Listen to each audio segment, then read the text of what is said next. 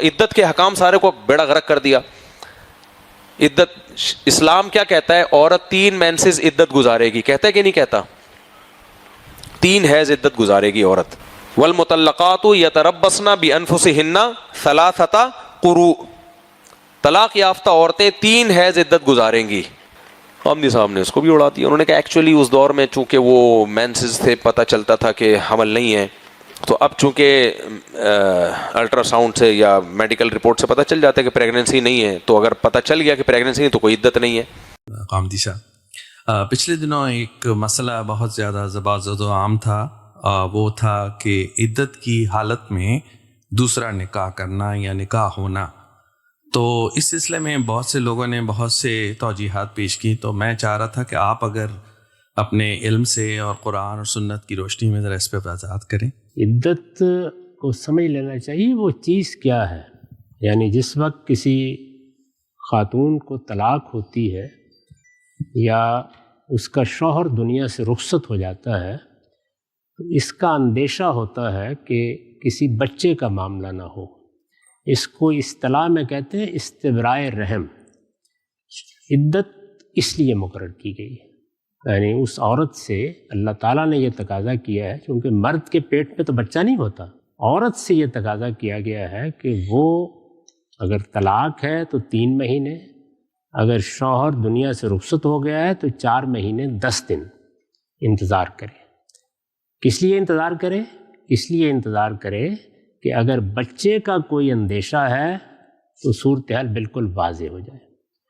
یہ جو اب آپ کے پاس جدید ذرائع پیدا ہو گئے ہیں، یہ تو اس زمانے میں تھے نہیں، تو اس کے لیے یہ قانون بنایا گیا. پھر اس کے بعد آگے اس کی وضاحت کی گئی. دیکھیے اس کو کس طرح قرآن واضح کرتا ہے. یہ سوال پیدا ہوا کہ ایک عورت کو طلاق ہوئی ہے یا اس کا شوہر دنیا سے رخصت ہو گیا ہے اور 10 دن کے بعد بچہ پیدا ہو گیا، تو اب کیا وہ پھر بھی 4 مہینے 10 دن عدت گزارے گی؟ تو فرمایا نہیں، کوئی ضرورت نہیں، بس ختم ہو گیا معاملہ. جس مقصد کے لیے پابندی لگائی گئی تھی اب اس میں کوئی شبہ کا امکان باقی نہیں رہا. تو اس لیے فرمایا کہ جب وضع حمل ہو گیا تو عدت بھی ختم ہو گئی.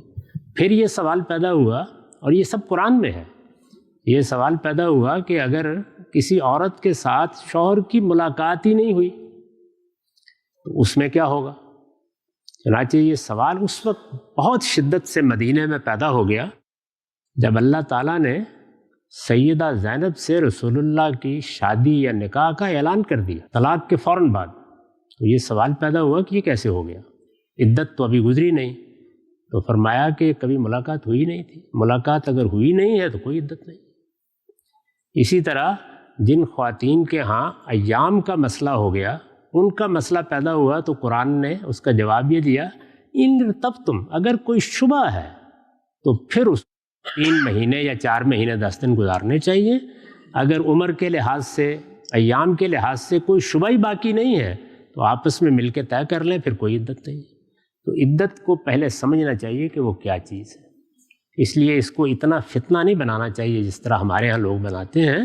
یہ میاں بیوی کے درمیان طے ہونے والا ایک معاملہ ہے، اور اس کا اصول وہی ہے جو میں نے آپ کو بتا دیا کہ اگر عورت کے بارے میں پورا اطمینان ہے، فریقین مطمئن ہیں، طلاق دینے والا شوہر بھی مطمئن ہے، باقی لوگ بھی مطمئن ہیں کہ کوئی بچے کا امکان نہیں ہے، تو پھر کوئی عدت نہیں.